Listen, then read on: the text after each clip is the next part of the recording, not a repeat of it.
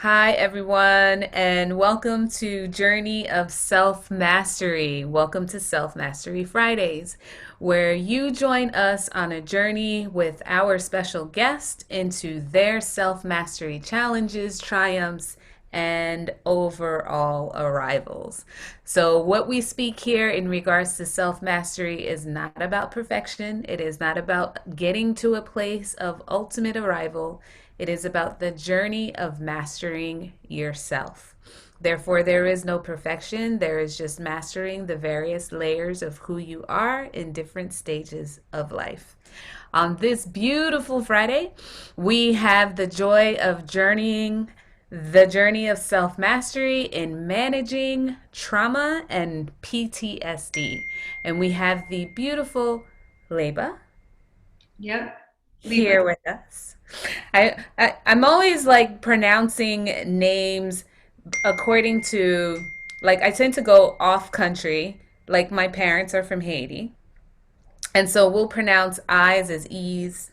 And so for me it's like I'm never sure as to what the appropriate pronunciation is. So I apologize. Yeah. I always tell people it's like Reba, but with an L. So Leba. Ah, That Leba. makes it easier. Perfect. Okay. So here we are with Liba, and I am so glad that she decided to join us. Liba and I are new friends, actually, more like new family members. The beauty of joining circles together. And I will go ahead and let Liba give an introduction of herself and a little background for you guys to know her. So please. Thank you so much, Patricia. My name is Leba. Hi, guys. I am so honored to be here, to be with all of you guys, and to just share a little bit of my journey with you. My journey is like anyone else's, it's just a regular story. It was my life, it is my life. And a big part of my journey is sports and athleticism, as well as how that relates to trauma. I am a nurse, an RN, and I also have been through a lot in my life unrelated to nursing that has led me to become who I am today. And a huge discovery for me was a couple of years ago. I've been doing sports my whole life. I started out really young, rollerblading, swimming, and then just got into basketball, paddleball, played a little bit of tennis. I went to a private school. We didn't have any sports team, so I was never on any team in high school. Or that after high school, a teacher suggested that I started running because I have all this enormous amounts of energy and just didn't know where to put it. And I would call what they say is undiagnosed ADHD, but I don't like labels. And so I was just this very overactive, hyper kid. And I started running right after high school. I had no idea how to run. I ran in sneakers that now I know are the worst things for running. And I ran for like a true story, like those shock sneakers with the like springs in them. I used to Oh, run in those that yeah, were like horrible. They're horrible for your feet to run in.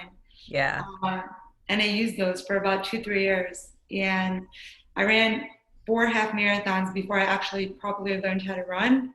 Wow, you're a beast. Yeah. I mean, I look at I other. love, wait. We have to pause for a second because here's what I'm loving about you. You are absolutely a monster. Like when you have your mind set on something, you are all in and you are beastly about it. I love that as soon as there is an acknowledgement of just how powerful you are, you turn into this little cuddly Tinkerbell. It's so cute. I love it. But anyways, go ahead. Thank you. I'm learning to step into all my greatness and power. Mm. So yeah, long story short, I got injured, which tends to happen when you don't really know how to run. So I was running my first full in Miami in 2007, 2009, 2009 it was. I tore my meniscus. So I finished running 4 miles with a torn meniscus, which taught me afterwards the power of the mind over the body. Like when our bodies are injured, there's that story of the mom that picks up the car because her kid is stuck underneath the car, right? And I always like you get that adrenaline. And when I came back, the doctor was like, I don't get how you people do it. Like you run on broken bones, on torn ligaments, on injuries. I just don't know. And running was, he's like, you can't run for a year. And I was devastated. I was like, what am I going to do?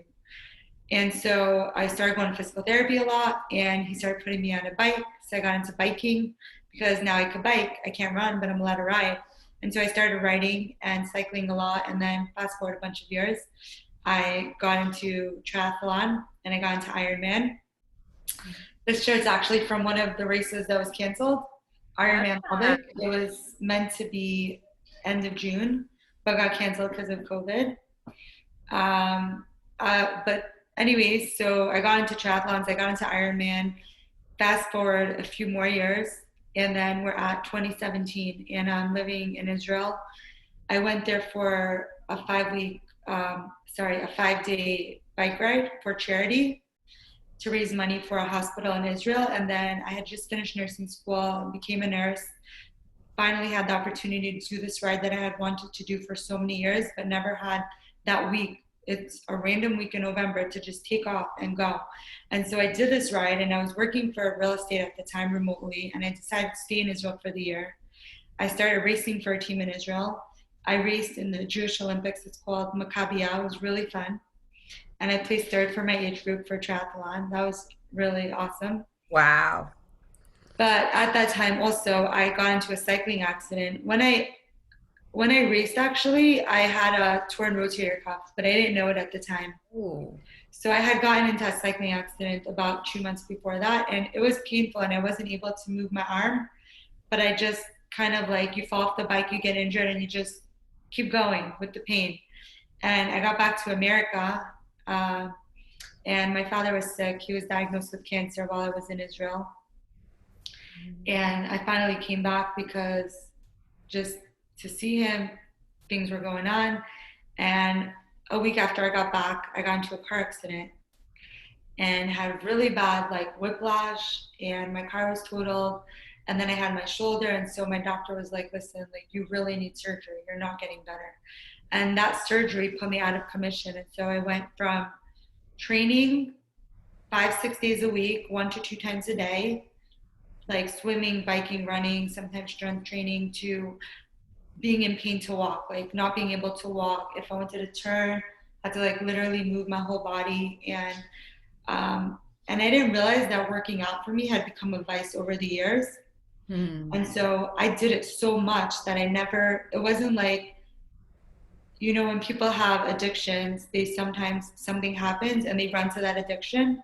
So it kind of was like that for me, but I didn't know it because it was always preventive. I did it so much that it took care of itself. And then suddenly when I didn't have that, and I like was in pain to go walk, and I was in pain to do all my exercises with my shoulder, suddenly all of my problems started coming out, and all of my trauma, and like everything from my whole childhood, from all of these years that I kind of never dealt with because I worked them out through working out. All of a sudden we're like out there, and my friends were like, you need help, you need to go get help. And I was like, no, I'm okay, I'm good. They're like, no, you're not.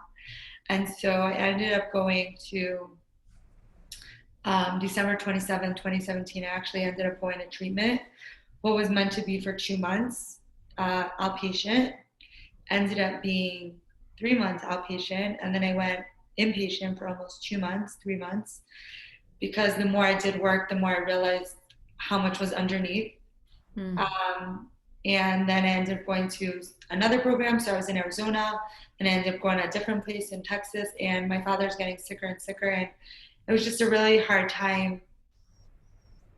I didn't have the best relationship with him. And I was also in a very fragile place, and didn't was scared if I go back to like all my triggers. Like I didn't know how that would work out for me. And so I was like, it was a huge back and forth what to do. And my therapist kept saying like, go, don't go, do what you think is best.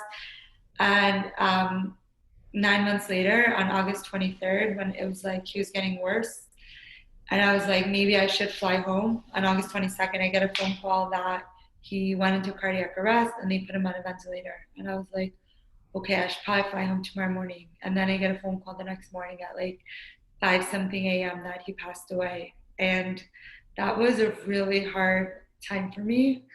Um, and yeah, I got on a plane after not seeing anyone. And most people thought I was in Arizona and Texas just training. And so it was like a huge, and they still thought that. So I hadn't seen people in a long time and then flew home to New York for his funeral and ended up spending like, I had a sister who was 9 months pregnant at the time that lived in Israel. She still lives in Israel. And so my mother wanted some of us to go there after I'm Jewish, so we have like a week of mourning, and she couldn't come in because she was like too close to her due date and it was dangerous for her to fly. So it was really hard for all of us not to be with her. And so half my family, we went there right afterwards for a couple of weeks for the Jewish holidays to be with her and everything. And then after that, I went back to Texas. And through all of this, the thing that really helped me get through all of this was my sports, my biking, my running. And I realized that it has so much power. There's so much power to connecting athleticism, connecting how much power we have over our minds and what we're capable of. And I learned I'm so much stronger than I am, you know? I mean, there's so much to the story. Yes, and I actually want to dig into that a little bit. I mean, I see how the relationship with your father is still very near and dear in that separation, right? And pretty much how that went down. I definitely hear in what you're stating. It's interesting how it was 9 months, right? It was at the 9 month mark, a birthing of a new you and a new moment and a new, almost like a recreation of yourself, a birthing of just a new status. But let's dig into some of the other things. I mean, there's so much information that you have provided already that I really want to help those viewers who are really starting to look at the time right now. There are plenty of people who are dealing with various types of trauma, whether it be really the simplicity of lockdown and having been locked down for so long and never having experienced it before. I mean, we have all these teenagers who haven't experienced any of their normal high school experiences, like prom and graduation and some of those big events. All of those things happened under lockdown. And now, they're going into college for the first time, or some of them are starting their senior years of college, and it's under this new premise. All of those are factors that really hit people differently in forms of trauma, right? And it's that underlying thing that happens where you're used to doing something on a steady cadence in a steady way. Like, you came to a point where you built your body to for it to be a powerhouse, and then everything came to a screeching halt. Yeah, What is going on in that mind? The mind that goes from I can do everything to whoa, this world has stopped. it was really hard for me. I had a lot of hard days, a lot of days where I just almost like an inner fight with myself because I was like, let me go do something, but I physically couldn't do anything. And so I had like all these demons, so to speak, started coming out. I'm able to, as much as my mind races, thank God I have this ability that I'm able to clamp it down and shut it down. Like if I want to just shut my mind, I just like shut it all off for the most part. But then How? I How do you don't go know. about that? Um, What's I a don't what's a know. process of a thought? Like, let's just walk through one example in which it's happened to you where you see yourself pretty much like, okay, and then you begin to do that. It's very interesting. I'm trying to think. Like I maybe this will help me remember. But when I was in nursing school in psych nursing, so one of the classes, the lectures, they had us listening to. We were learning about schizophrenia and different diseases where people hear voices in their heads, right? And so they wanted us to know what it's like when we're working with them, what the patients feel like what they're going through. So during one of our lectures, we had two people each shared whatever device we were given, and we split a pair of headphones, and we had to listen to like talk and like conversations and screaming and like people like things yelling in our head like you need to kill yourself, you want to die, I hate you, why, like all this negative talk, all this angry, and that's going in one ear, and the other ear we need to listen to lecture, right? And then a Mm. class of about 60, 70 people, and the teacher said that this lecture she's not putting it up anywhere because she wants to see how much we can actually retain. Normally we would get like notes or stuff, but this specific one, she wants to see how much we actually absorb while hearing voices. And I was the only kid in the class that I was able to completely like shut it off. Like the girl that was listening with me, she's like, is your headphone broken? I'm like, no, it's working. So she switched headphones because she thought that I wasn't hearing anything. And she's like, because I was just taking notes and I completely tuned it out. I didn't hear anything going in that ear, and I only listened to the teacher. And I'm not sure if it's maybe related to my hyperactive mind that I'm able to like shut things off, or because of like experiences I've had as a child where I had to like shut off one part of my brain to be able to like live with the other side, if that makes sense. Hmm. Yeah, I mean, from what I'm hearing from you, it sounds like you had to compartmentalize. Yeah. And so, in the midst of having two options of what it is that you could listen to and utilize for your thoughts, you made a conscious choice. And as far as you were concerned, one was noise and one was music, and you chose music. And with that music, you created your own sound to ensure that you were following it. Would I that be love that accurate? analogy. I love that. Yeah. That's what I heard from what you're saying. And it is really just making the choice of, look, some things in life are noise and other elements of life are music. Only the hearer can make the choice of what that sound is and which way it sounds to them, and then make the stance to add to their own music in that space. I love that. I never would have thought of that. That's like such a perfect way to put it because that is exactly how it is. You know, how do I quiet my mind? I'm not people I don't know. I've thought about it sometimes. Like when I do meditations and it's a guided meditation or I'm in a group room, I always hear the beginning part, like the first few lines. And then when they tell us to like come back and start like wiggling your fingers and toes, and I'll hear that, but I don't remember. I'm kind of like a blank state the whole meditation. I Mm. never remember what they spoke about. I almost didn't hear it. It's like wild. Hmm. Every single time it happens.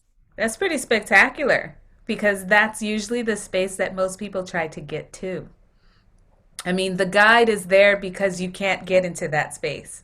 Most people can't get into the space that you're stepping into, that blank space on their own. And so for you to have that ability to get there, stay there, and really rest there until everyone goes, oh, it's time to do something else, it's beautiful. I think, yeah, I think it really was like a big part of my life because my brother was also sick. So when I was younger, when I was 5, my brother was born and he was sick. He has what's called, well, I don't know if he wants people to know or not, but anyways, he had this thing, right? Mhm. And for the first 2, 3 years, he was in the hospital a lot, and so my parents were in the hospital a lot. So we had a lot of babysitters. We were by relatives. When I was in kindergarten, I went home from school. I think almost every single day to a classmate's house. Like I would go home from school to them, and then I would get picked up from there or sleep there. I don't really remember all of it, but I think a big part of me had to like learn how to grow up and also be just like shut off. Like I didn't understand a lot of what was going on. Hmm. And so I think I just needed to, like, people, it's interesting because always since I was like 10, 11, people used to ask me all the time, are you high? And I didn't know what it meant. Like, are you smoking? Hmm. And I was just like, because I always was just like so calm, nothing fazed me. But then when I got older, I realized that really like everything was like so much for me that I just like pushed it all down. And Mm. the what people saw was this like cool, calm girl that always was just like, "What's up? Let's go, let's party, let's have fun," you know? Mm. And that's I mean, I'm still like that. I love to have fun, and I'm always just like, what's the point of certain things? Like, I grew up in New York most of my life. I lived in Brooklyn. I learned to drive when I was 16. I'm 32, 33, so I've been driving half my life. I could count on my hands the amounts of times I've honked my horn Mm. in 16, 17 years of driving. And that's because every single Yep. time was like an accident was about to happen. There was a kid running in front of the car, like something drastic was happening. I'm that person that will sit behind a car at a green light and just wait for them to go. I'll wait a whole light, but I won't honk. I won't honk. So, wait, let's speak to what you highlighted on being able to push down the noise or push down the trauma because for even that ability there still tends to be something on the other side, right? In what it is that you are pushing down or what it is that you are becoming resistant to. And so how do you deal in managing trauma? How do you deal with what's on the other side of that space? Like, how? So I'll speak to it this way, unless you already know what I'm referencing. I'm not sure. Okay. I'll speak to it this way. So it's like, for myself, in looking at like when I was a kid. When I was a kid, I remember going into Brooklyn, hanging out with my cousins, having a good old time out there. And then one day we go to the park. We're hanging out at the courts, and the local girls there. My cousin goes off to hang out with his friends, and I'm hanging out on my own and kind of just like playing on the court. And these girls come and they jump me. Like they just jump me. Like all of them pounding on me all at the same time. Like I was oblivious. Like I was just like I don't even know what just happened. And I remember walking away from that scenario. My heart just got like, Yeah, I remember walking away from that scenario, but it gets worse. And here's why it got worse than it got better. My cousin thought he was doing the right thing, but so he I sent go. the girls to jump you. No, he, upon going back to his house when he saw me, because he was home, he had apparently left the court to go and get something to drink and he was going to make his way back. And so when he saw me, he's like, "What's going on? Why are you all disheveled? Like, what's that?" And I was like, "Those girls jumped me." And he's like, "What?" It's like, "Yeah, those girls jumped me." And so for him, it was, well, grabbed me by the collar and brought me back to the court and was like, which one of you, like, whose idea was it? And all three girls were just kind of standing there and he's like, you look like the one, like you're the one who started it, like it was you. And she's like, well, yeah, so what? And my cousin grabs me by the shirt, pulls me in front of her, and he was like, now fight her and the rest of you don't jump in. Now you fight her, just the two of you. It was like, what? I didn't even want to fight to begin with. I don't even understand what's going on. And he was like, and you better fight like your life depended on it. I was like, oh my word. And I just remember like it was the first time I fought. It was, all this craziness. That scenario, I remember as a kid taking that scenario and pushing it away and really just kind of walking away from that only looking for the good, meaning my cousin was trying to do the right thing. He was trying to equip me to stand up for myself, not making sure that I never felt small, even though some things may happen to me outside of my control. And to pretty much stand up and stand in to be the difference in a space. Okay, all good lessons, right? All good things that I was able to pull out of that. Yep. But because I pushed down what actually happened to me, it would pop up in different ways later. It would show up in random spaces that I didn't expect. So, like things like when I was in high school and a group of girls would hang out together. And if they looked at me a certain way and it felt like that time, it felt like that moment when those girls looked at me, then it was kind of like, what's about to happen here? And then I would start to find myself getting into defensive mode. Oh, Like it was that feeling of, well, if this is going to go down and we're going to scrap about this, then I'm going to make sure I'm coming up on top.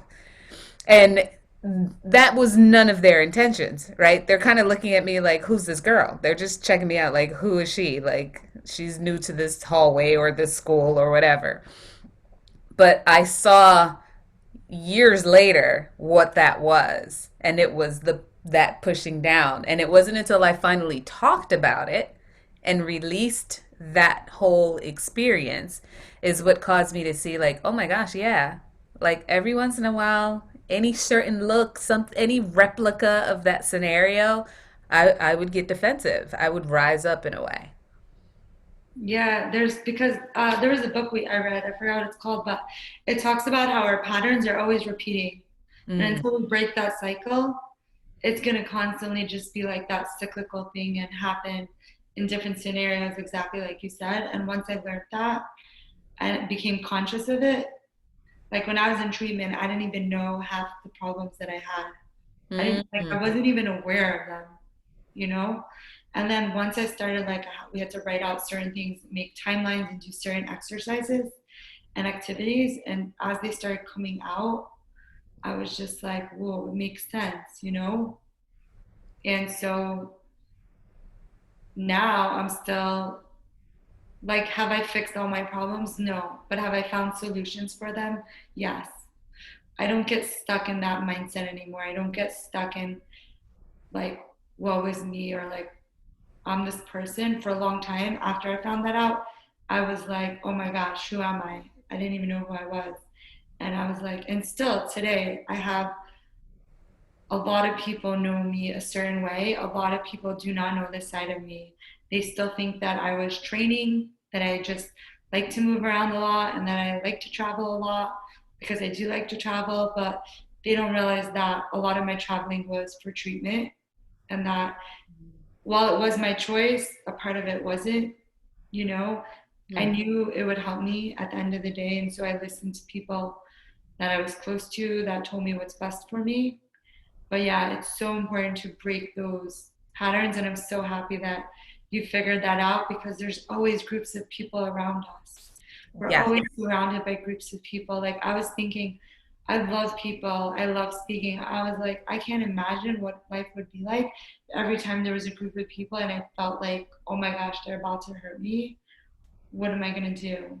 Yes, exactly. And that was the undertone, right? That was the echo that I would hear or feel from squishing that down or pushing that down. And it literally like it would happen in the simplest of ways, right? Just any female in groups of 3. Like Well, as soon as I saw females in groups of 3, it was like, what is that about? And why are you guys looking at me? What does that mean?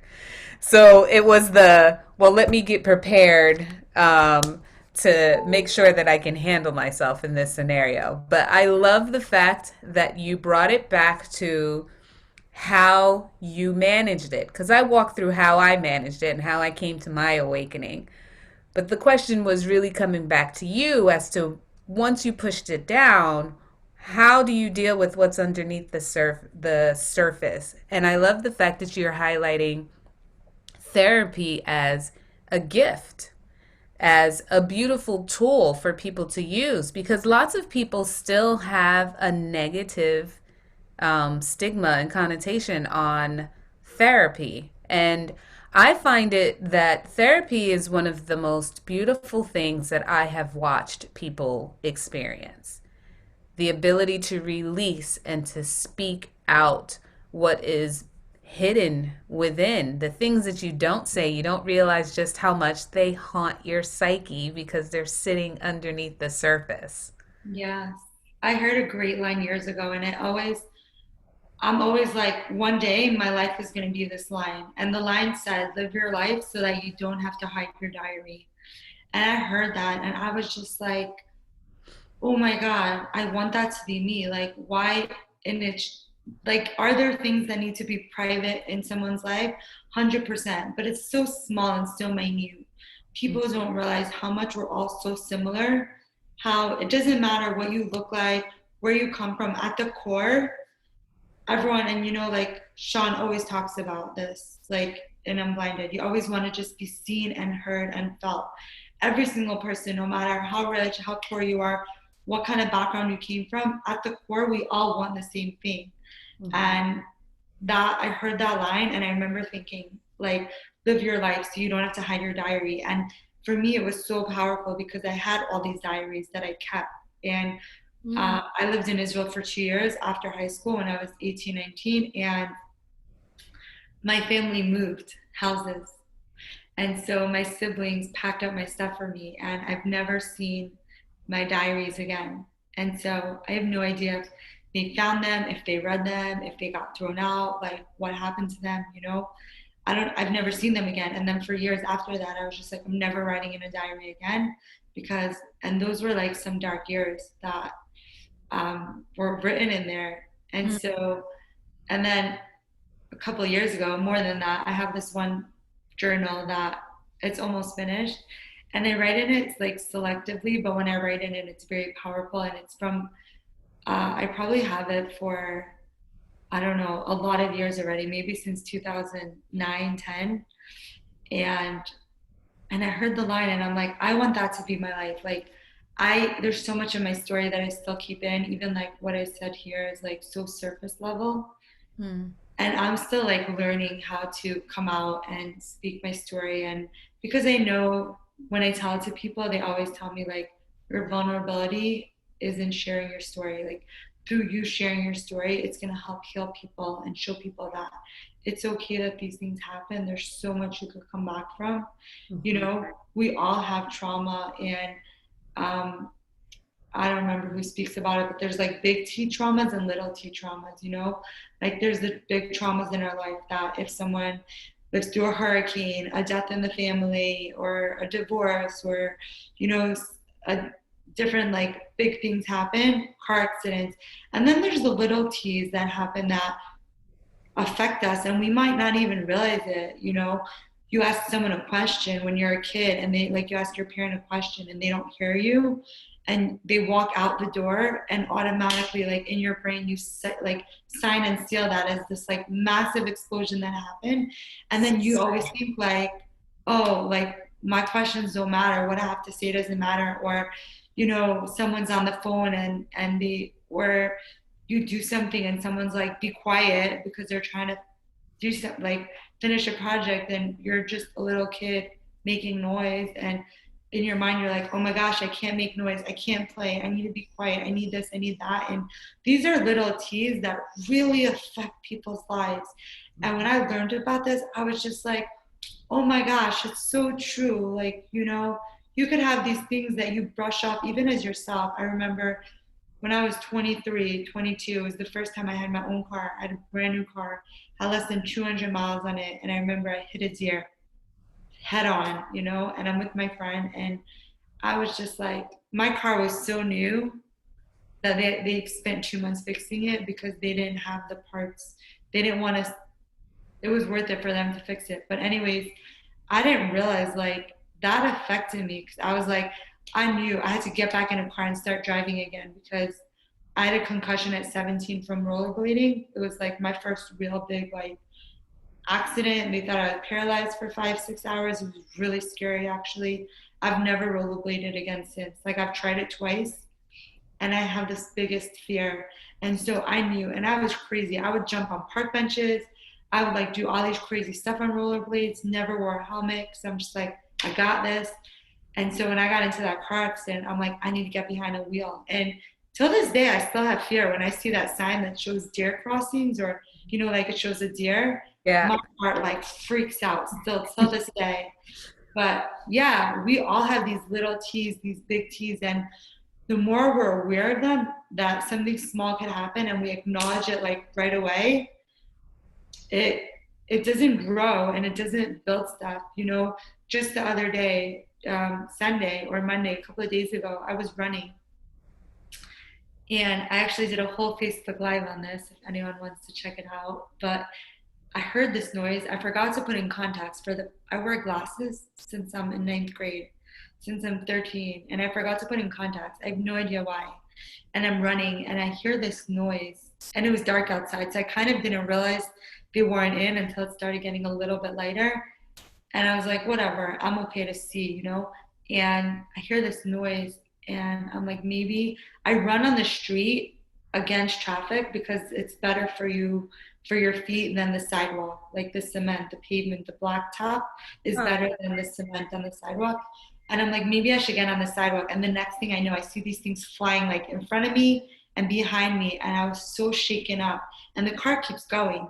And it was his tire, like it was a regular car, not like a truck that has all these, and it's tread from the tire completely shredded in front of me, and a piece of the car like flew behind me, and I was just standing there like shocked, and because I knew if they hit me, I would have been injured, like I would have gotten hurt. Tires are hot when they're riding. You never knew this. They're very hot, and all the wires, there's tons of like metal and wire in it, and it was all sticking out. And I remember right away, it was during the blinded morning call when everyone was like around the last day, and I hung up the Zoom call and I quickly went on Facebook Live, and I knew I had to just talk about it right away because if I didn't, it would just like shake me up. And it made such a difference. Like I even see from the beginning of the video to the middle. And this is something that would have been a small T that could have affected me later on in life. Do I know? I don't know because it just happened. But these are small T's that happen to everyone throughout their life. And if we know to look for them and acknowledge them and are able to deal with them right away, oh my gosh, our lives could be so much better. So much better. And oh my goodness, you've just shared so many beautiful tools for people. And I want to make sure they don't get missed. So I absolutely want to highlight them.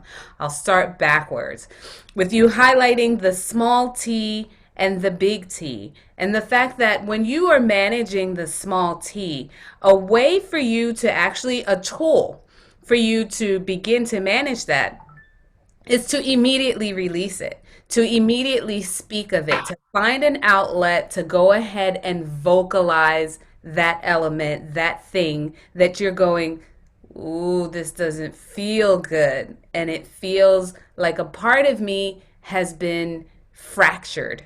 When you feel that fracture, because we're not talking about, oh, my feelings have been hurt and I'm upset. That's not what we're talking about. We're talking about the feeling of actually being fractured. We all know what that feeling is. It's like you feel like you've been broken a little. Like a little piece of your identity is a little foggy. It's a little gray as a result of the scenario or situation you've just been through.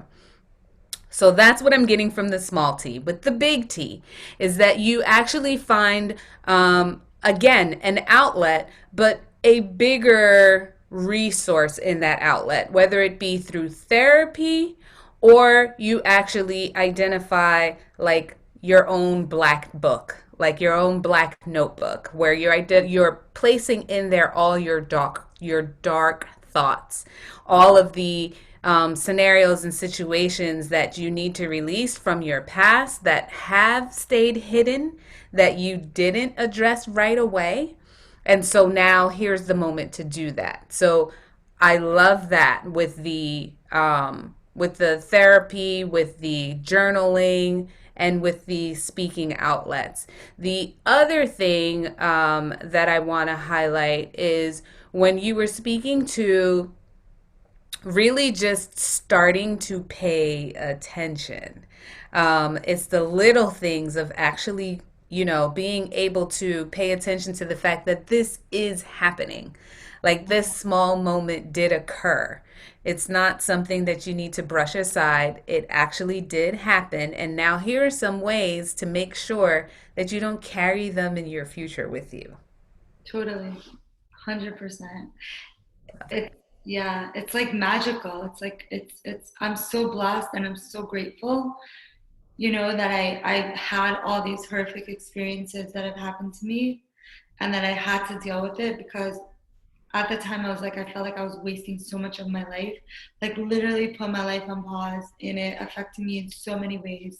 While I was away, my credit got shot. I had like amazing credit and I didn't have, they take away your phone. So you have no access to technology, to internet, to anything. But you know what? It also taught me how to live, how to really like watch what I spend and be more careful and be more aware. Like that's something that I wouldn't have gotten. And I just gained like big T, little t. So much knowledge that now I look at it and I was just like, that was 2 years of so much wisdom, of so much knowledge being that I'm so grateful for that biking accident. I'm so grateful for tearing my rotator cuff that I needed to have surgery because had I not had surgery, had I not had that like stop, like that complete halt in working out and training and everything, I have no idea where my life would be like now.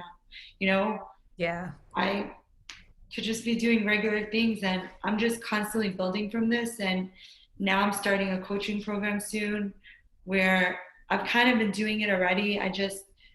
A huge distinction someone brought up for me a couple of weeks ago is that coaching is really just teaching. And, like Patricia was saying before, how therapist is an outlet, writing is an outlet.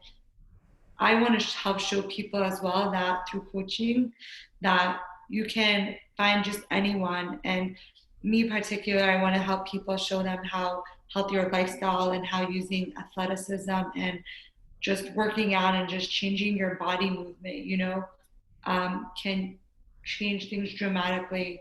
For me, something that was huge, and this is something small that everyone can do. When I would get stuck in a certain like headspace and I didn't know how to get out of it, I literally would just like stand up and move, And just by physically moving your body, our brain can't stay stuck in Mm. what's going on. There's two pathways, afferent and efferent. One goes up and one comes down. And when we're doing one thing, it's like when you're sitting in pain or sadness or fear, if you start thinking gratitude, if you start thinking good things, automatically your brain and your body is going to react to what you're thinking.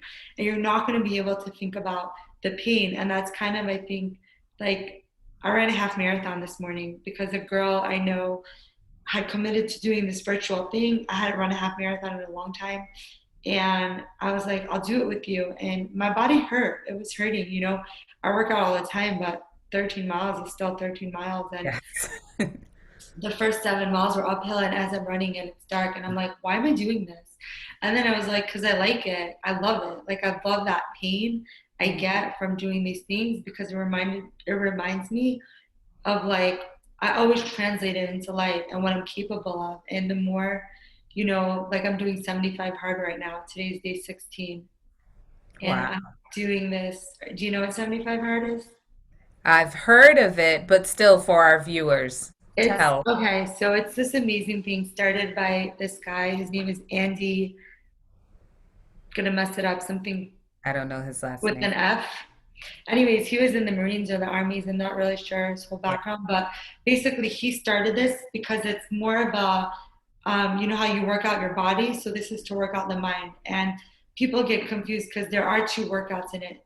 And so 75 hard consists of doing, I believe it's 6 things every day for 75 days. And it's to teach you mental toughness, to build up mental toughness, as well as just like getting you into a certain routine and building better habits. And the things are you have to do two 45-minute workouts a day, and at least one of those has to be outside. Take a progress picture every day. Drink a gallon of water every day. Read 10 pages in a self help book or a business book, something that you're going to learn from, and a physical book. Like you need to flip the pages, not something on your phone, not whatever. No alcohol. And you have to pick a diet that you're going to stick to, and whatever that is, um, you need to stick to whatever your diet is. So mine for me is that I I've started this a couple of times and it didn't work out. And so what I'm doing now is I'm staying away from chicken and meat, which I stay away from for the most part anyways, but I want to be completely away from it. And also I don't like, I had stopped drinking coffee and then I got back on it. So to not drink any more coffee, which is, but I discovered mud water, which is amazing. I love mud water. And so I drink that instead now. FYI, Adam is doing this, by the way. I know. So the thing is that I had started doing it back in October, November. So I'm like, I need more structure. And right when he launched this program, a lot of Ironman triathletes started doing it because Ironman people love these crazy kind of stuff. And we love all these like things, that are hard, anything Yeah. hard, we love to do. And so I started it in October and I was just traveling a lot. And it just like, I got up to 29 days and I got up to, I think, 22 days. And it just, I was like, it's not the right time. But instead, I'm like, I'm going to start running every day. And so I started running every single day. And today, I think, was day 100. I want to say 194 days that I've been running every single day. And then when I heard Adam talking about it, and then I was like on a hike with another friend 2.5 weeks ago, and he's doing it, and I was listening to a podcast, and someone else was doing it, and it kept coming up for me again that week. And I'm like, you know what? It's a sign. I'm going to do it again, and I'm committed. And this time, like, I'm in such a different headspace that I know I'm going to finish. Like, it's so much easier for me versus the other times where it was so much harder. Like, I'm done my workouts in the morning usually. I read the book in the morning. I drink like most of my water by 4 or 5 p.m. And so it feels so much easier for me, and I feel like the days are just going by so quickly. Like, and there's an app so you could check it off, and it's amazing. I highly suggest it. I think the other beautiful thing about this is that you have serendipity. So with all the serendipity that's happening around you, it gives you very easy accountability. And you're able to maintain that step, which is awesome. So we have quickly come to the hour. So in these last final minutes, I want to make sure that I am addressing the second audience that you would like to address, which are those individuals who are possibly dealing with PTSD. And so I think what you've highlighted with a lot of the tools and the mindset and the structure, and even when it comes to this 75-day challenge workout, are some additional tools that these individuals could use. But is there something specific that you would like to speak to or advise or provide to those who may be dealing with PTSD? So yeah, for anyone that's watching this, I know that for every single person, PTSD and trauma comes up really differently. And I'm not a doctor. I don't like, some people really need certain kind of help, and I'm all for it. Go for it and get the help, and be on, if you need to be on medication, stay on it, but also know that it's not a be all or end all. I took meds for years, and in January I decided, like, my mind is so powerful.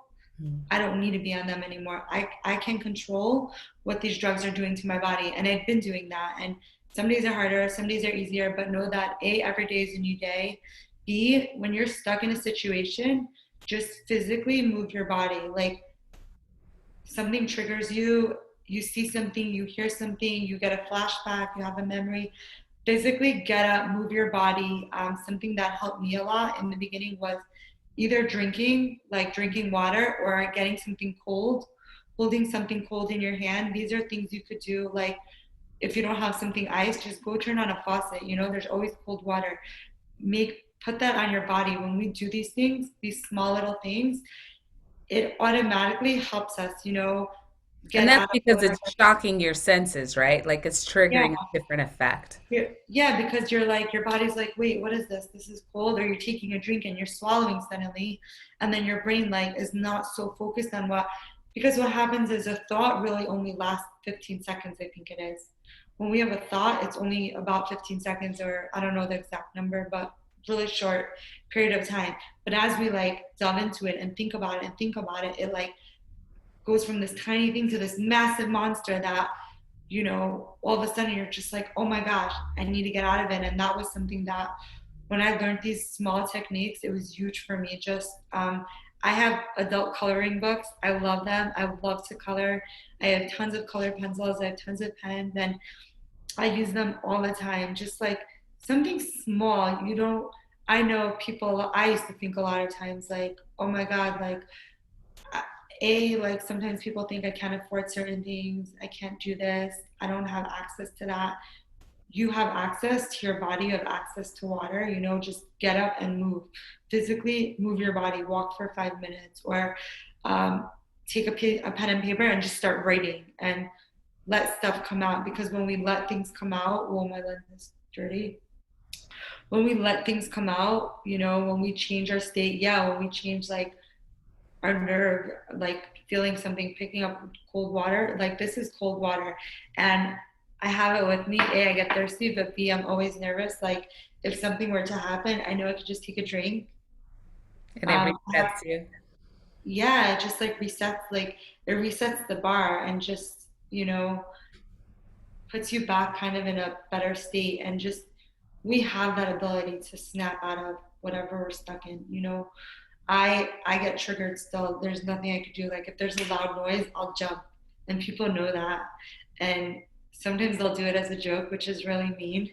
But Mhm. like That they'll is me. purposely like drop a book behind me because they know I'll like jump, and I'll be like, "What just happened?" Yeah. And I don't know if it came from like where it's from, but yeah, certain things, and I laugh about it because it is what it is, and there's nothing I could do about that. Yeah, and I want to close on this that when it comes to trauma and dealing with mental struggles, understand that what is happening is that you are dealing with a replay of a story. Yeah. There is a story that's being put on, auto replay within your mind. And as it plays over and over again, there are certain things that you tend to focus upon, and where your focus goes, that energy flows, as Tony Robbins says. And what happens is you start to build that one thing to much bigger than what the actual story was. So it's similar to like my walkthrough of what I was stating of when I was younger and was jumped by the three girls in the basketball court. And yet for me it was, oh my goodness, anytime three females get together and they're looking at me a certain way, so that's what it means. So it became this huge story because I focused on, well, what drove them to do that? It must have been the look. And so I tied it down to just the look. And anytime I saw that look, it just turned into this huge story. I So I can. remember in middle school, like, oh my gosh, we are not doing this anymore. So it is about the story. Find a way to actually explore that story. Come back down to the basics of it. Journaling helps you to do that. Therapy helps you to do that. Being able to express it to someone or through an avenue helps you to do that. It is the beginning of the process, it is not the end. For self mastery is a journey, not a destination. Thank you for joining us in this series. Leba, thank you so very much for sharing with us your story and your journey. I appreciate you. Thank you so much, Patricia, for having me. It was such a pleasure. Thank you. All right, guys, we will see you next Friday as we journey self mastery in actually talking about communication. And we're going to do it with an acting coach. There's a new view. All right, you guys, until next time, please take care of you. Bye.